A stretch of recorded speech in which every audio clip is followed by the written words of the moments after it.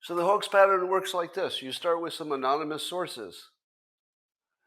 Then you add some legal action to make it seem real. So there has to be some action. So the action could be an FBI investigation. It could be a special prosecutor. It could be some kind of lawsuit that you heard of. There could be some kind of action in the New York area. But there has to be some actual legal activity of any kind. So then you could say, well, we have a story, and then we have some legal activity. This is sounding pretty real. You got anonymous sources. You've got yeah. So then you go to the amplifying, the what if, and as you're saying in the comments, this needs a name. This is the wrap up. The wrap up. What do you call it? The wrap up hoax? No, the wrap up smear. It's the wrap up smear. Wrap up smear. So that happens at about the same time as you get the the what ifs. So the what ifs are how they amplify it. What if he's talking to Putin? What if he sold his secrets to Xi? What if he's working with Iran to build a bomb? What if? What if? So you can what if this thing into reality, and the people doing the what ifing are the deep state, fake news. And then here's your real tell. Are you aware that NBC is considered, and I'll say alleged, so I can stay out of trouble, alleged that they're basically just a CIA operation? Meaning that if NBC is telling you to interpret a story a certain way, you can reliably assume that the CIA is guiding them into that coverage. Now, there's one name that I hear more often than others as being the most identified with CIA, NBC, and that's Ken Delanian. Now, this is not my accusation. This is things I read on Twitter.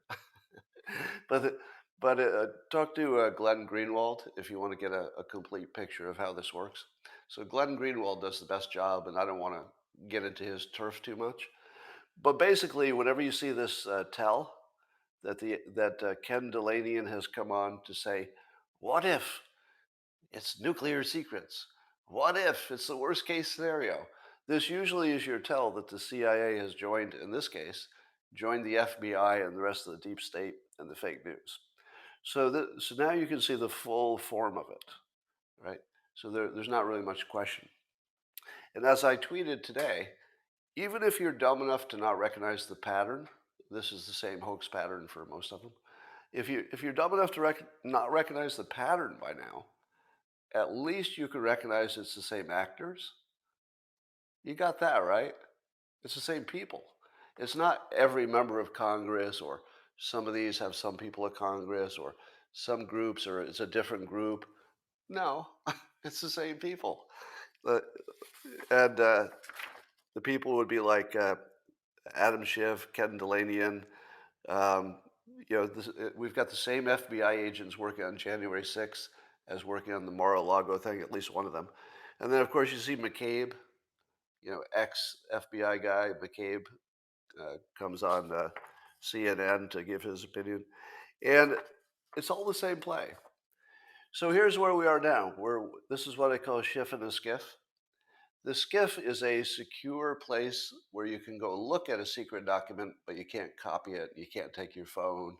And basically, it sits there and you can be near it, but you can't do anything with it. You can just read it.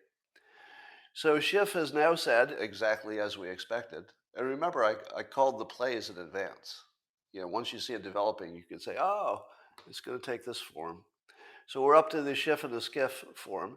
So Schiff has said that he is demanding a some kind of defense review of these documents taken from Mar-a-Lago. Now, who do you think is going to look at those documents? It's only going to be the people with the top clearance. Who would be somebody who has the top level of security clearance in Congress? Adam Schiff, who has lied to us how many times about what he saw in a skiff, I think. How many times has Schiff lied to us about what he personally saw in a skiff? It's happened, right? That's a real thing. We know for sure. We know for sure that he lies about what he sees in a skiff. That is just solid, confirmed fact. And that's where we are. Now, the next phase is to draw it out as long as possible to make sure there's some kind of an investigation, legal process, some kind of hearings. You got to keep this thing alive, got to keep feeding it, stuff. But eventually, after the elections are over, or after the primaries, or whatever it is that they're trying to get passed, I think in this case, the 2024 election period, they're going to say, oops, we finally talked to the people who packed the boxes. Yeah, the GSA employees who actually packed the top secret boxes. We waited until the end to talk to them.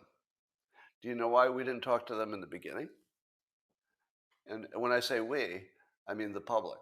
Do you know why the public doesn't know who those people that packed the boxes are, doesn't know what their opinion is, doesn't know what they saw? We don't know what Trump asked them to do. We don't know if Trump was there. We don't know if Trump was aware of anything in the boxes. We don't know if those boxes had only top secret things in them or some top secret, but basically they were general boxes. We don't know if the boxes got reused. We don't know anything. And don't you think that would be easy for us to know? You don't think we could find the GSA employees who actually packed the boxes? Now, I don't need to know their names necessarily.